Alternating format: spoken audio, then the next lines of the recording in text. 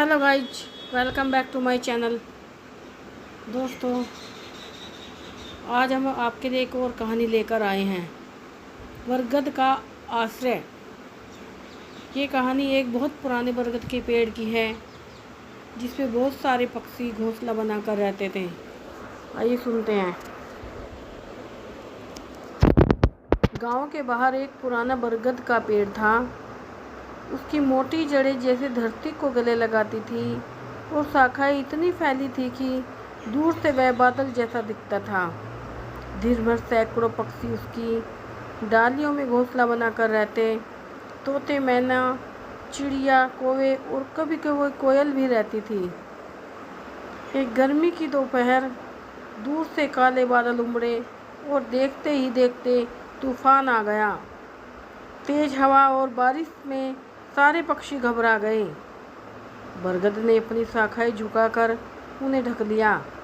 जैसे माँ अपने बच्चों को बचाती है, वैसे ही बरगद के पेड़ ने उन पक्षियों को बचाया। तूफान थमा तो सबने देखा कि कई छोटी टहनियाँ टूट गई थी, लेकिन पेड़ खड़ा था और उसके नीचे सभी पक्षी सुरक्षित थे। उस दिन से पक्षियों ने तय किया कि बरगद की रखवाली करेंगे। हर सुबह कुछ पक्षी उसकी जड़ों को साफ करते तो कुछ उसकी डालियों पर गाते। अगर कोई लकड़हारा कुल्हाड़ी लेकर आता तो पूरा झुंड शोर मचाकर उन्हें भगा देता। साल बीते और बरगद व पक्षियों की दोस्ती गांव में मशहूर हो गई। लोग कहते थे, यह पेड़ सिर्फ लकड़ी का ढांचा नहीं है, यह तो जीवित रक्षक है और इसके पंख आकाश में उड़ते हैं। आज भी अगर आप सुबह सुबह उस बरगद के पेड़ के पास खड़े हो तो आपको लगेगा कि पेड़ और पक्षी एक दूसरे से बातें कर रहे हैं, मानो आसमान और धरती के बीच कोई पुरानी दोस्ती अब भी जिंदा है। अगली सुबह गांव वालों ने देखा कि पेड़ के नीचे एक छोटा सा चमकता हुआ पंख गिरा पड़ा था।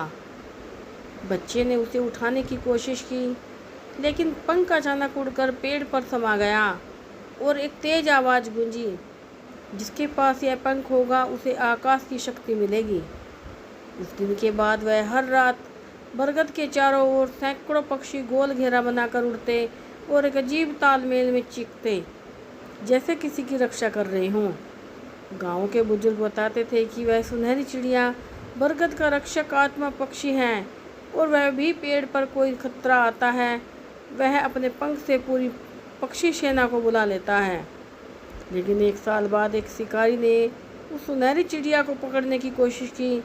जैसे ही उसने जाल फेंका, पूरे पेड़ ने जोर से हिलाना शुरू कर दिया। हजारों पंख एक साथ हवा में घूमे और शिकारी उसी जाल में उलझकर पेड़ की जड़ों के नीचे खींच गया और फिर वही दिखाई नहीं दिया।